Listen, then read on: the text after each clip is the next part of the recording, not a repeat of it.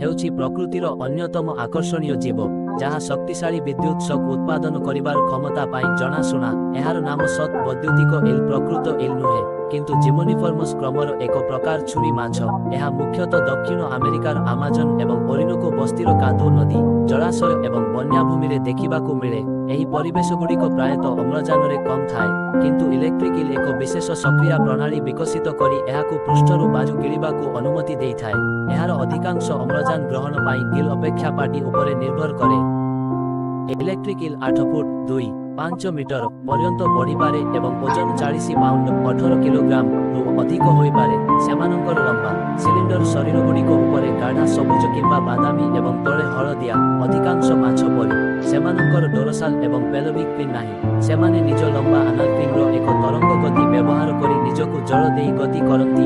ସେମାନେ ଏକାକୀ ଶିକାରୀ ଏବଂ ମୁଖ୍ୟତଃ ମାଛ, ଆମ୍ଫିବିଆନ୍, କ୍ଷୁଦ୍ର ସ୍ତନ୍ୟପାୟୀ ପ୍ରାଣୀ ଏବଂ ମେରୁଦଣ୍ଡୀ ପ୍ରାଣୀ ଖାଆନ୍ତି। ଆଶା କରୁଛି ଭିଡ଼ିଓଟି